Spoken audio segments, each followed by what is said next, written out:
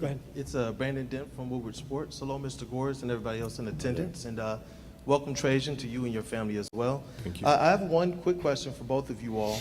Obviously, there's going to take some time in between when this vision comes to fruition. What is the message that you want to convey directly to fans, supporters, season ticket holders? I think in digging into the people of Detroit, the fans of the city, I know they're a very proud fan base. And obviously having seen and witnessed 3 world championships, there are expectations here. And so I also know that they've been supportive in the down times of the Pistons as well in the years where it's gotten dark. I've even heard last year during the losing streak they were still coming out and being supportive. So we appreciate all that support, but know that we're going to put a group of talented young men on the court that are going to compete every night. And that Detroit Pistons uniform on will mean something to those players. It will mean something to this entire organization in terms of the expectation of the product that's put out on the court every night. We might not win every night, but we're going to start playing some winning basketball every night. And whoever we hire as a head coach is going to partner with us with that same vision, and we're going to attack that every day in playing winning basketball. That's what I know. That's where I've come from.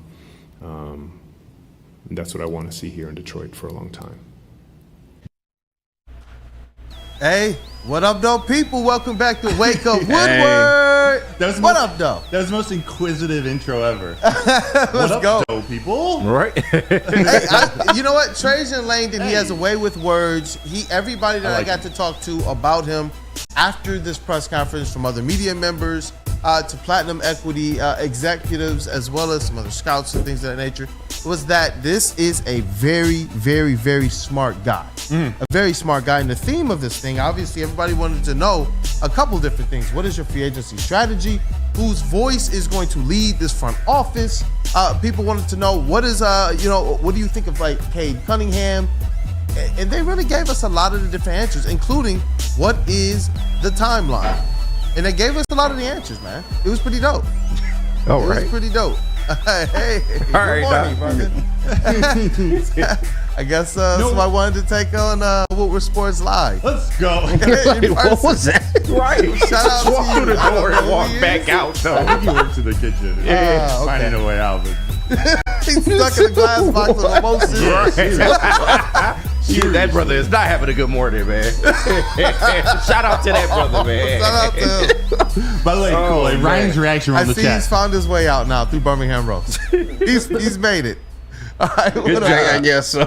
Good job. Let me give him a round of applause for that. My man found his way out the door.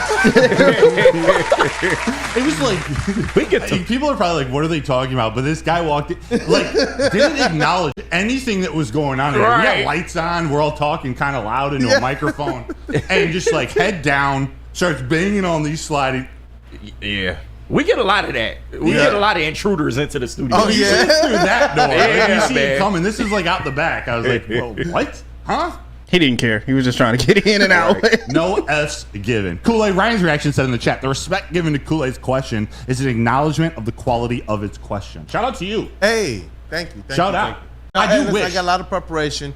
Like I said, I try and make sure personally that I am giving all that I can, but I also make sure to lean on my teammates as well. So these guys, they definitely help me. Shout out to Flannel Sam and that dude Justin as well. KG, JB, Broder, you guys all helped as well. Cool. Before we get into the good stuff, and I promise you, I'm not going to be a Debbie Downer for all of this. Yeah. We're kind of talking before. Why the hell were they an hour and a half late? Yeah. Hour and 10 minutes late. Yeah. I picture Trajan Langdon as this guy where they're driving there and he's just burning up inside. Like this is your first press conference 3 weeks after you're hired. Right. And who was the guy from Platinum Equity who moderated? Mark Barnhill. Barnhill. Tom Gores is a partner. Respectfully, they try him to out give us there. a traffic excuse, even if it's real. Just come out and say, I'm sorry, man. It's not a good look to start the new regime. I don't blame Trajan Langdon, although his face is all over this. Yeah. He's part of this. I don't like that. I also wish they had you. I don't know if they had you guys do this, but you had to ask 2 or 3 questions together and then send it back up to Trajan or to Tom Gores. I don't know. I just wish it was structured a little different. There was some really good stuff that come out, but man, not a good start. You want to make sure that things start on time. You want to make sure things start on time. It's something where the Pistons, as it relates to press conferences, at least during my time covering them, they've had some issues with punctuality. But That's not okay. It's not okay. It's not okay. It's not okay. I'm not going to find them too much, but I wish that it was something that you could depend on the schedule that they do put out. I will say that much. Yeah. And a little, maybe 20, 25 minutes into the press conference, Trajan Langdon was talking about some of the players on the team, and there were 4 or 5 like sentences straight where he's talking about being on time, like text to he gave a couple different examples. I'm like, I wonder if that's a subtle little jab at his new boss without actually jabbing at him. Like, hey, we're about to be on time from this point forward. Right. Yeah. I sensed it. Yeah. You know what? I like Trajan Langdon because the standard that he wants to set from a power position, and that to me was one of the things that was continued to be echoed throughout this press conference, is that this is what this kind of Detroit Pistons organization has missed for some time. Trajan Langdon being this unifying voice. I know that you guys, hey, you know, if you take a shot every time you heard this one word during a press conference, CEO. Thread. Thread.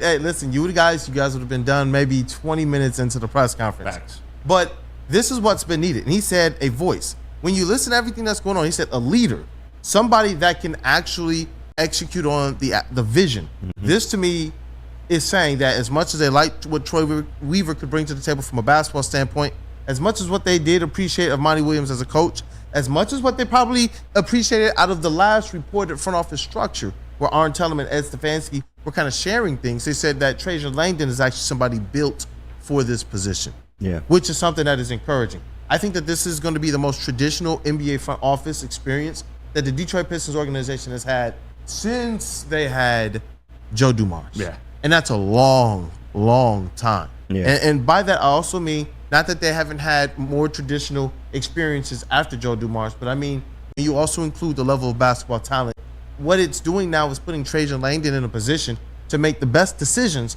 based off of all of the good basketball minds that he does have around him. So if Arn Tellem and his camp have some suggestions, you know what? Let Trajan Langdon be the one to decipher that. Yes. If Dwayne Casey, who shout out to Dwayne Casey, got to see him as well down at the press conference. He's just a great man. If he has some suggestions, let Trajan Langdon be the person who makes the decisions on those things. That's the sense that I got from this press conference, is that not that these people are going to go away, but that now you have the centralization of power and decision-making and path forward that Trajan Langdon is going to bring as it relates to being a stabilizing force for this thing. And I know we're going to get into it as well, but one of the things that people were interested in was the timeline. So probably in the second segment, maybe a little closer to the end of this segment, we'll definitely get into that video as well. Yeah. I really liked how with Trajan Langdon, you only have so much answers. Like, there's only so much you really can say. Yeah. But he was very thoughtful with his answers. He was very professional. He's complimentary of the questions coming, but you could also tell he would take a second and actually think about it and want to give a real response as much as he could. Yeah. And there is a lot of not coach speak, GM speak, PBO speak, like Here's PR speak. Speak. Yeah. We're all invited there by public relations. Exactly. But you could tell he's trying to say something real. Yeah. Oh, no, I wanted you to finish your point. No, that was kind of all I was going to say about it. Okay, but yeah, so, I mean, with the press conference, I came out of it feeling better than I did going in. And this is by no way me saying that I'm blindly trusting this regime yet. We still need to see it on the floor. But I did like some of the things I heard from ownership and from Trajan as well. Tom Gores took accountability. He didn't come in talking about all the stuff he was doing for the community and things of that nature. He came in, he kind of pseudo-admitted, hey, the structure was kind of out of whack. I've been too detached from the team and things of that nature, and we need a centralization of power, like Kool-Aid said. We need leadership. He kept mentioning the word CEO a lot during this. He felt like Trajan was the CEO in order to help take this forward, that maybe they didn't have confidence in Troy to be that guy. So, and I like what I heard from Trajan, man. He addressed getting more shooters on the team. He addressed he addressed being willing to explore the trade market in order to speed this process up. But he also acknowledged the young talent that we do have on this team. It wasn't just completely dismissive of everything that we have. So while I am hopeful, we do still need to see it on the court, but for an introductory press conference, I felt like this was pretty good on both sides. Yeah, I mean, listen, like like we talked about on the interview Friday, kind of just before this thing, there was nothing that they were going to say that was going to make me walk away kind of having a feeling that I did after the Troy Weaver press conference. It's new times. You kind of live and you learn, try and get a little bit better as it relates to assessing these things and what the expectations should be. So as it relates to the press conference, it's like, yes, you want him to ace the press conference, and he did. And he showed the moxie. He showed a little of the, kind of the intellect that's been advertised of Trajan Langdon. He shows the leadership. And if it truly is a centralization of power underneath Trajan Langdon's leadership, then this is going to be a good thing moving forward, at least as it relates to how they do the work. As it relates to what actually happens, this is a situation now where you wait and you see. You're patient, but do you trust? I don't know how much now anymore, but you will be patient. So, JB, I put another video in the Slack. I think it's the second one there. On what drew him to the Pistons and I got Optimism.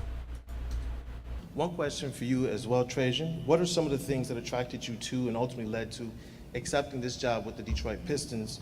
And what here currently makes you optimistic about the road ahead?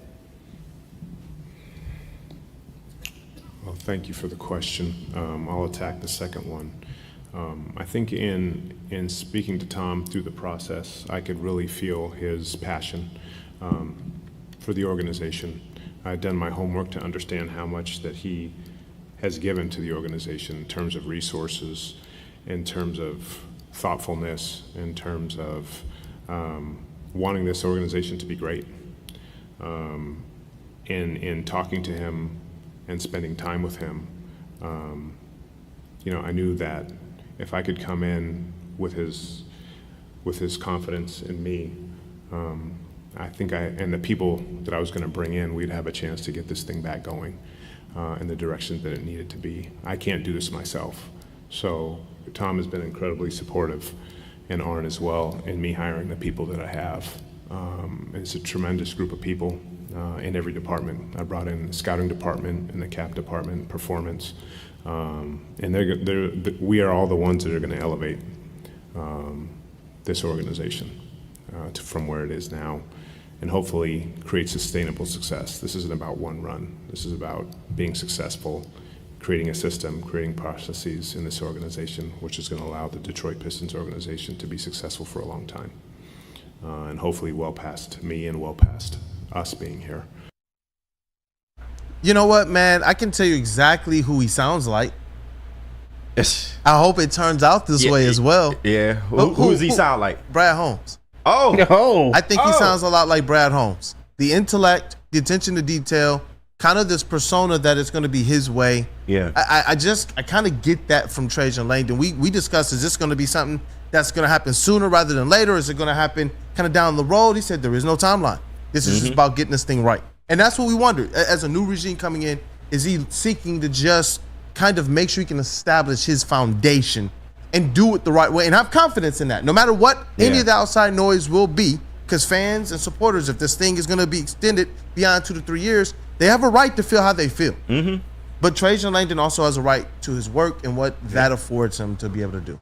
Yeah, So- no, absolutely. And I could get the comparison, especially when he talked about how he wanted to build this thing structurally, and he wants to have lasting winning basketball. He doesn't just want to be a flash in the pan. But my question is to you, how do you feel about the relationship between Trajan and Gores, at least from day one or this starting point? Because Gores brought up a lot that they spent a lot of time together. He even admitted that this is probably the most hands-on he's ever been with the team ever during this whole tenure. So, and they've had a lot of meetings. They've been staying up to like 4 or 5 in the morning, hugging apparently at the end of these things. A little weird, but he's showing that there is a clear line of communication between Trajan and Tom Gores being the owner. How do you feel about that relationship starting off? You know what? There was a lot that I saw at the press conference, and I want to compare that as well to previous ones, like the Monty Williams introductory press conference.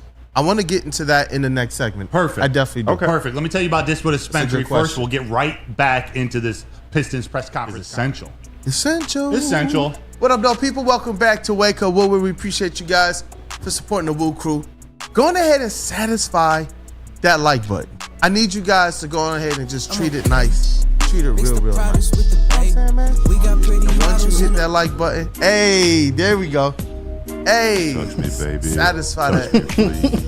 Do it right. Oh my God. Talk to Satisfy that like button and just talk to you. Oh my God. That's what it's gonna lead to. Geez. I've never seen something take off so fast on social media. My I had no idea what you guys were talking Me about either. Friday. Yeah. I went home, my entire Goodness gracious, timeline bro. was filled. Yeah. We got It's country everywhere. songs, we got AI songs. It's everywhere, World's bro. wild. Yeah. Wow. Thank you for hitting Shout the out like to her, button. man. Yeah, just talk to on that like button. On the like button. Shit. Gross. Hey. Not really. Broder, I do have film footage of the other girl from the video, if you care to see. The other girl? Just, Yeah, the one that just you real like. quick. The one that you liked, actually. Now or in what's trending? Well, I mean, I'll just send it to you later. I'll send it to you later. Does her name start with an X?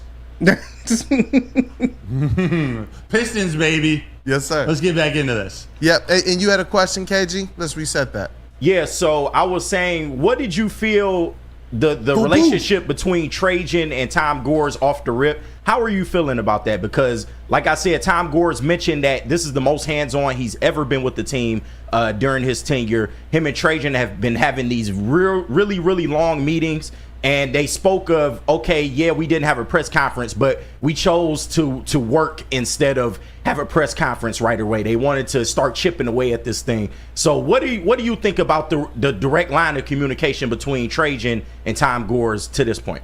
Look, man, their relationship felt as lovingly authentic as Hawk Tour girls' love for Pookie. Oh shit! I just can't be friends with y'all. Look, Pookie, you the best. Yeah, listen, this is the nuance of it all, too. Going back to the Monty Williams press conference where you heard kind of that there was some discourse between Tom Gores and Troy Weaver over what they should do and others in the front office in terms of what they should do moving forward with this decision. And then Monty Williams gets here, and then a lot of the conversation from Tom Gores was that, okay, cool, these people were good in their individual roles, but when it came to the business of it all, they couldn't quite speak the same language. Mm-hmm. Here is a situation, though, where you keep hearing Tom Gores use the word CEO, and he said, look, I don't want to discredit what Trajan Langdon brings to the table as a basketball mind, because that's great, and that's half of why he got this job. But the other part of it is he understands the business of it all and his connections, even to the people he's going to bring in. They understand the business and the basketball, too, so that everybody can speak the same language. And what I saw out of their relationship was one where you could tell they understand each other. Yeah. It was more lighthearted. It was cool. It was jokey. It was like you didn't feel any tension. It was just a good press conference. There wasn't any thread where you can kind of pull on and say, you know what? Did you say thread? Look. And you see what I did. There was no thread you could pull on where you can say, you know what? That's going to be a problem. This was a situation where it's like, okay, there's no landmines. Everything you kind of want to hear at the press conference, you kind of heard. Well, it's kind of easy to say that, being this is a new relationship at all. Yeah. What do you say to the people that say that?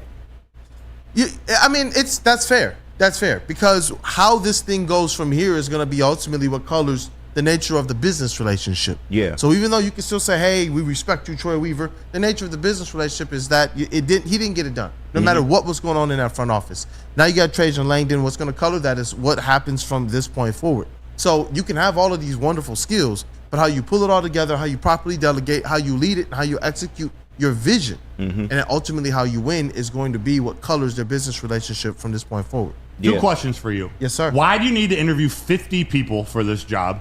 And question two, why do you need to have your interview with Trajan Langdon until 4:30 a.m. in the morning? I believe that in the business world, especially in that kind of platinum equity world where things are 24/7, time zones are all over the place. Rod Beard kind of alluded to it as well. I don't know how much Tom Gores was in the country.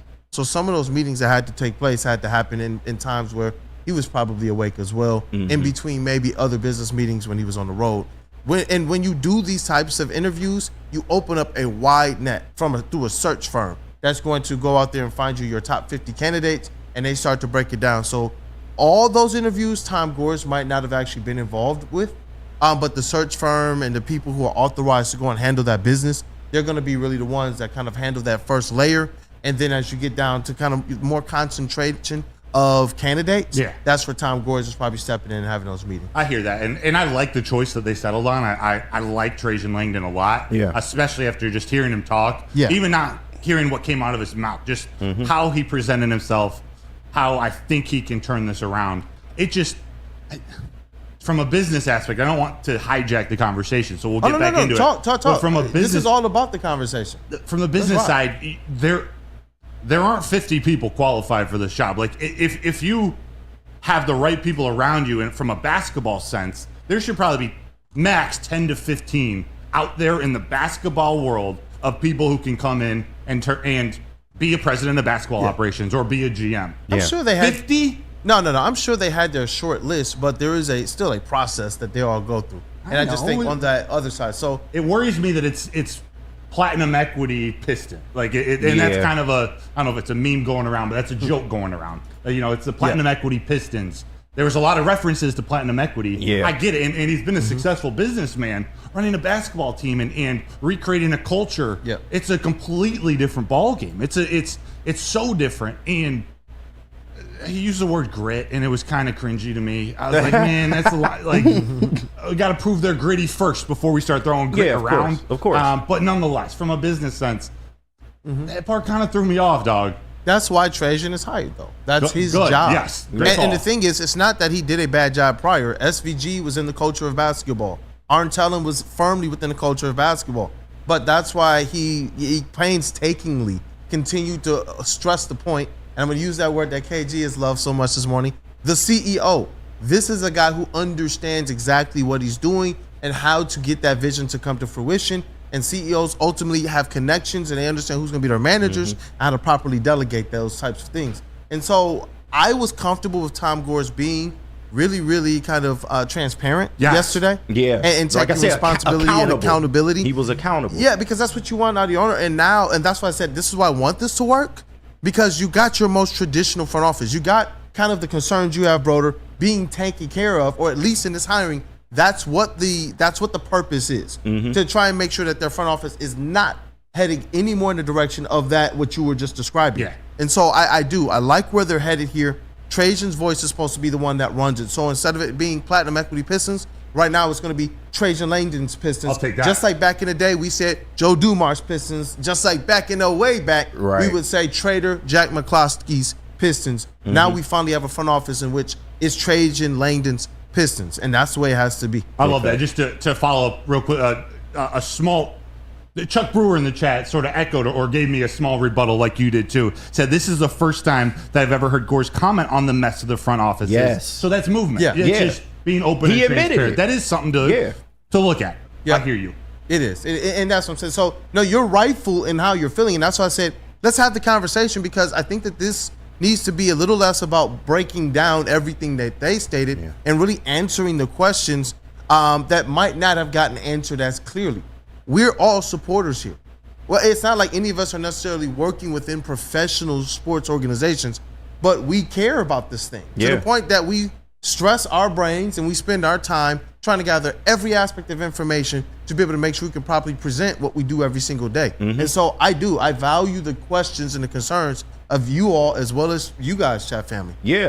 And speaking of that, shout out to the Cola Mullet in the chat. He always shows love, he or she. I don't know if you're he or she, but I love Woodward, but what we are being way too optimistic about this Pistons team that shouldn't get any free passes. And we do agree. This is, like I said, in no way blind support for the new regime. We have to see it on the floor. But at least this introductory press conference was something that we took away and said, okay, Tom Gores, he was accountable. Trajan seems like he has a plan and he has a vision for how he wants to run this thing going forward. And it doesn't seem like he has any impediments. That's why I mentioned the streamlined communication from him to Tom Gores. It doesn't seem like Arntellen is going to be completely have his hands in whatever they're trying to build going forward. And who actually reported that first? Shout out, we told you guys via our sources that this is a situation now in which, and via our sources actually via the Michigan Chronicle, let me put it that way,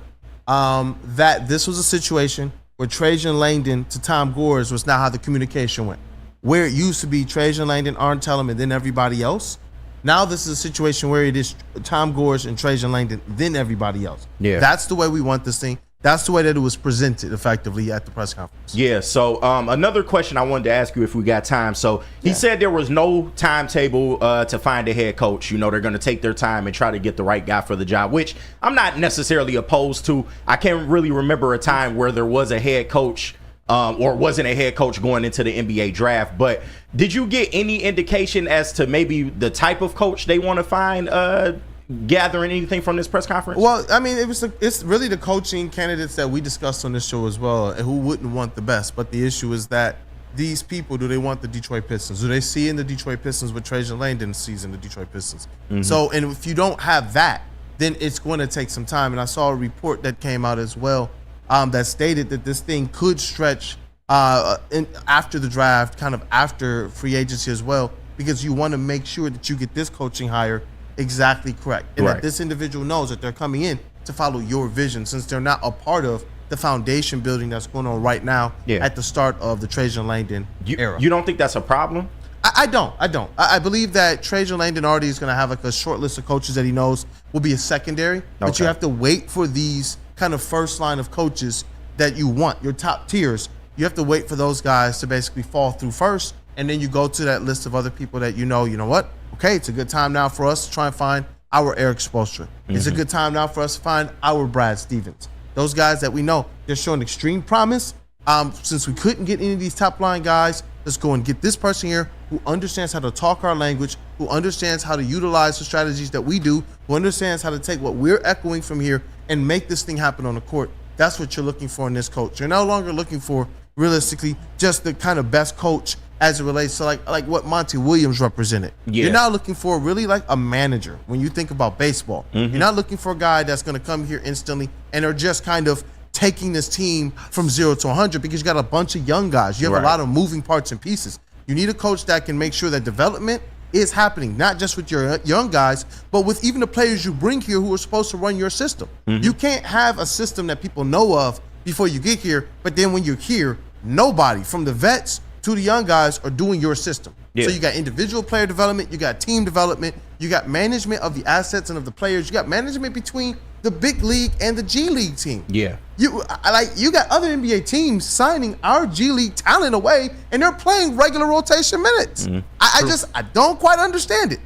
That's weird to me. So you identified the talent, which is something that we know they said Troy Weaver was really good at, but then for some reason, the coach was not bringing that talent up to the big leagues until late in the season, when after our G League got kind of picked clean. You know, for better or worse, it sucks that he got banned from the NBA, but even Jonte Porter was hooping when the Raptors said, hey, we got you. He was hooping. Funny you said to the big leagues, the lack of development, making it to the big leagues.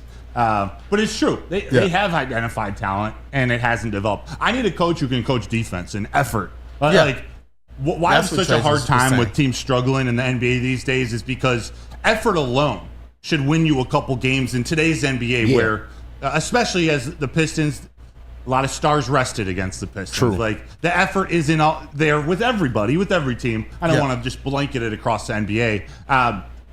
You got a young, athletic team. You should be able to win some games just because of that. So we need a coach who can play some defense. What else? What are some other takeaways or other questions that you asked? I know you had a couple clips. Let's ride this out till 9 o'clock. Yeah, I do. I do have a couple more clips. Do you have that timeline one? Yeah. I got that one. Let's play that one, because that was one of the more interesting ones that we wanted to talk about as well.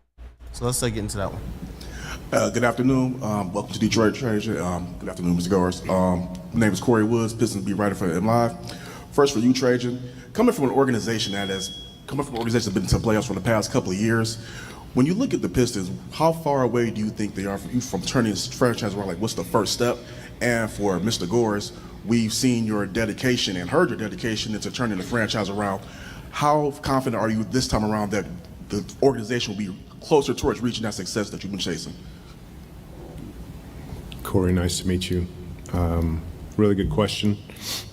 I think for us is don't think there's a time frame of when we want to get back to the playoffs. I think for us is creating a foundation for our young players, a foundation of winning, which means creating an environment of winning. And you have to do that first before you can actually win between the lines.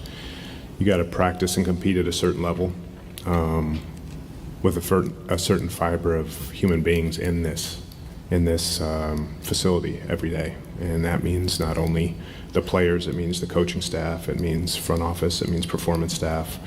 We all have to help out in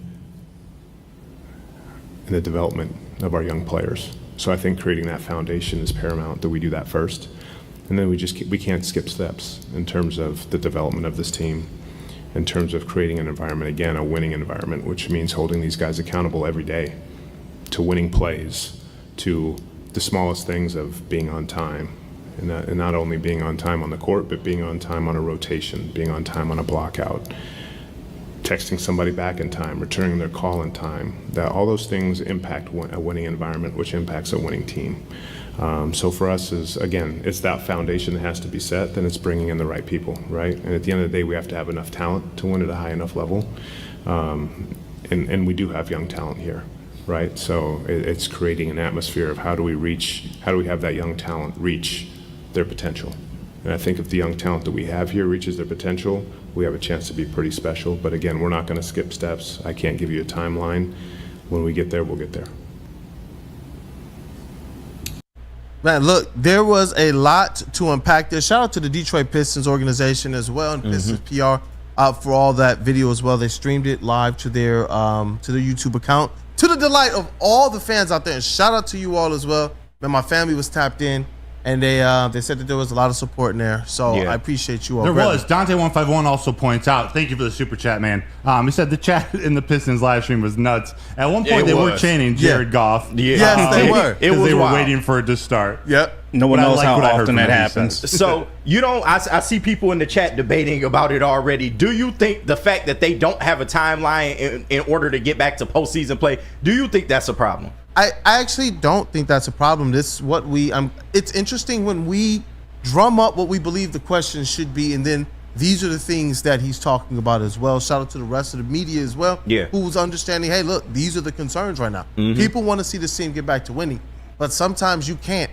One key phrase that he said in there, skip steps. Yeah. I do believe that there might have been some desire to skip some steps as it relates to what the Detroit Pistons have done over the last couple regimes. Right now, they're talking about, and this is one of the things that I was wondering, is he looking to come in here and establish his way first? Right. Because we all know there are ways that you can go out there right now and find a way to spend this cap space, get some middling players in here and make the playoffs. We've seen him do that twice in the last 8 years. Once underneath SVG, once underneath Dwayne Casey. Yep. But is that what he also talked about? Is that sustainable? Is that bringing you your longevity? Because they want to be a winning organization for a long time, like a program. He said, well, after he and the rest of the people he's brought in are here. And so you got to start with the attention to details. And he also gave us one other clue as well as it relates to what strategy are they using moving forward. Are your young players you're looking to develop and have be the foundation, or your young players who you're using to try and accelerate the rebuild? Yeah. Understanding, though, if you're going to pick the side of the young players to kind of answer your question, the timeline is not something that's going to be as rigid. It's going to be one that's going to take a little bit of time, because now you're saying this is the base of our team. Right. I don't know if that's what they're going to necessarily stick to, because they also talked about their free agents strategy being one in which they're going to utilize all the cap space they have to effectively play the disgruntled market. Yeah. Looking for those teams as well that are up against the apron or over the apron, up against the luxury taxes and such. These are the things they're going to do, and they're going to try and make sure that they can acquire somebody that can help this team on the court and off the court. Not just kind of vets like a Taj Gibson type who, listen, for everything good he brought to the table, you still want one of those vets that can actually run up and down and give you some really meaningful minutes as well. Happy birthday, Taj Gibson, too, by the way. Happy birthday, Taj Gibson. Well, you turned 48? 40, I believe. 48. 40. Hey, man. Yep. There's actually more support for the lack of timeline in the chat than expected. Charles McClain, not having a timeline is good. If you have a timeline and don't get there, then the fans and media would question this regime. So I agree with an old timeline. Build a culture, then show improvement. Ryan's reaction says putting a playoff timeline on the Pistons already is like asking when y'all getting married on the first date. I like that. I think you get more of a framework, and I like Trajan Langdon because instead of just kind of putting on an answer, he's much more measured and calculated with how he responds. How much of a timeline can you put on this when you're not beyond your first draft and free agency yet? You're not even into your first training camp and season yet. I think when you kind of get through those things and kind of drown out any summer league hype, drown out any preseason hype, drown out any training camp noise, and really look at, like we said, what to do with these Tigers. You want to wait maybe 30 games and then reassess after 60 games. This is something with the Detroit Pistons where you want to see who they are after 20 games. Yeah. You want to see who they are once teams start to kind of catch up to their speed. If they've kind of shown a little bit more, you want to see who they are after that. And the other thing that clip kind of pointed out to me, and there were some other comments that he had along the way, is that I believe he thinks that this young talent, once he got to kind of sit down and look at it, has been kind of underutilized and mismanaged and not really put in his best position to succeed. That, to me, was something that I got from a lot of his comments, just reading between the lines. And it really excites me about what this young kind of squad can be, no matter what the timeline is, if you're going to do this thing the right way. So it really, the development of where this team goes, just one final thought, is going to depend on what this young team does as they develop this summer and beyond. Yeah, Kool-Aid, talk to me about Cade Cunningham. This is one thing I love Trajan just hitting it dead on. Like, we need to build around Cade. He's one of the brightest young stars in the league. He's a player that he thinks can be the best player on the court in most NBA games. Tell me about what you took from some of his responses or from that whole conversation. I'm glad that you brought that up because when we talk about Cade Cunningham on this show, we've kind of carried the Cade zone, shout out to Rod Beard, via the Woodward Pistons platform for a better part of a couple years now since he's been drafted. At our draft party, man, shout out to Stick and Easy and others who were there in the building that night. You know, Cade Cunningham was all the rave. And then all of a sudden, you start to see what he does on the court, but you want to see a little bit more because of some of the injury and the team is not winning. But what are you hearing from everybody else across the league? It's amazing that Trajan Langdon said, you know what, I didn't spend too much time in one of his responses looking at the Detroit Pistons last year. But he definitely had answers as it related to who Cade Cunningham was. That's what you get from a lot of head coaches around the NBA, assistant coaches around the NBA, and players around the NBA, stars around the NBA about Cade Cunningham. He does believe that Cade Cunningham is a connector. He does believe Cade Cunningham is the type of player that you can and should build around. Cade Cunningham is a player that he's interested in making sure is a centerpiece or the focal piece of what the Detroit Pistons do moving forward. And it's awesome about that is that means that you could bring in players who might score better or might facilitate better than the Cade Cunningham, because you know that Cade Cunningham is the type of player who wants to put on for his team. He wants to play make. He wants to put his teammates in their best position to succeed. And that's what I kind of like about building around a guy like Cade Cunningham is it doesn't block you from bringing in somebody else. Whereas when you talk about Jalen, Duren, Asar Thompson, Jaden Ivey, you got to really talk about, if we bring in someone that can take this team one or two steps forward, one or two players, is that going to block an Ivy? Is that going to block a Duren? Is that going to block an Asar? With Cade and his versatility and his ability to really share the spotlight with anybody who wants to just win, it's easy to build around a guy like that. And then you bring up the fact, and he discussed this a little bit as well, the guy's putting up some good stats. He's proving that he is upper echelon in this NBA. He's making it people's top 100, some people's top 50 NBA player list. You look at his stats as it relates to scoring, as it relates to assists. He's one of those guys that's top 10 in assists, top 30 in scoring in the NBA already. Potential assists, top 1. Playmaking and creation, top 5. This is who he's proven himself to be. He's the guy that you want to be able to build around, just like, and hopefully it turns out like this, the last two Pistons regimes that won us championships, they had some guards at the center of this thing that exuded some of the same qualities, but they were able to execute. They were able to take their games to new levels in Chauncey Billups and Isaiah Thomas. Now it is on Cade Cunningham, along with this restructured front office, to get there. Big facts. Big facts. Big facts. Kool-Aid, man. Yes, sir. Great coverage. We're going to continue to talk about Pistons all week. Yes, we'll sir. probably have some more clips, conversations about got the the press draft conference. Wednesday. We got prospect number 2 coming in hot tomorrow. Prospect number 2 for the Pistons to think about at number 5 if he's there. Yes, sir. And then the draft is Wednesday and Thursday. Got the NHL draft on Thursday, the 28th, and Friday, the 29th. It's a big week. Yeah. It's a big week. So we're going to continue this Pistons conversation Got one segment on the Tigers coming up because they had a polarizing weekend. We're going to talk about them and then get back into some press conference talk with Mr. Steve Yzerman talking about their offseason plans around 9:15, 9:20.